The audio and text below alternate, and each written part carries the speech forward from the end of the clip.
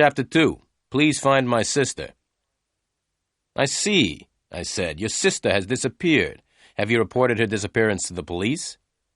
The blonde girl shook her head. She looked very nervous and was starting to cry. No, I haven't told the police, she said. I don't want any trouble with the police. I just want you to help find my sister. She took a small pink handkerchief out of her handbag and dried her eyes. All right, I said. Tell me all about your sister. Her name is Elaine Garfield, said the girl. And what's your name? I interrupted. Helen Garfield, she replied. My sister disappeared a week ago. We had arranged to have dinner together last Monday night, but she didn't come. Perhaps your sister didn't come because she doesn't like the food you cook, I suggested. Don't try to be funny. I flew all the way from New York to see her last Monday, she said angrily. Oh, so you don't live in Los Angeles then, I said. No, she replied quickly.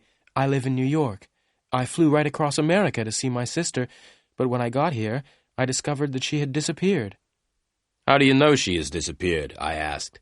Perhaps your sister just forgot about the dinner. The blonde girl took a deep breath. Look, she said, let me finish my story. If you don't stop asking questions, I'll find myself another detective. Right, I said. I'm listening. I waited for my sister last Monday evening in my hotel, said the girl, but she didn't come. I telephoned her, but there was no answer, so the next morning I went to the office where she worked. At her office, they said that she had been to work the day before, on the Monday. They also told me that she'd left suddenly, in the middle of the afternoon, without telling anyone. After that, I went round to her flat, but there was no one there. The girl stopped for a minute, and then continued. Mr. Samuel, she said, I'm very worried about my sister. It's not usual for her to disappear suddenly like this. I'm sure that she's in danger, and I want you to find her. All right, I said. It may be easy or it may be difficult, but I'll find her. But first, tell me why you've waited 3 days before coming to me. That's none of your business, the girl said. Okay, I replied.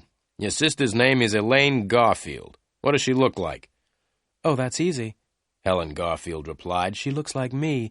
We're twins. Now, Mr. Samuel, how much money do you charge? $50 a day, I said.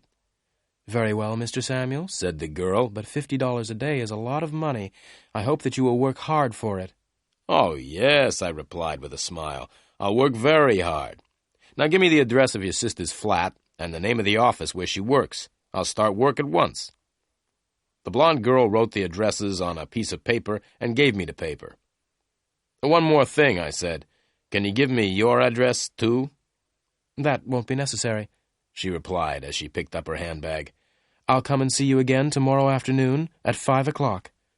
Goodbye, Mr. Samuel.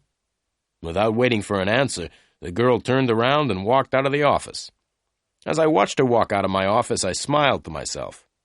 This is better than cleaning my nails, I thought. Then I began my work.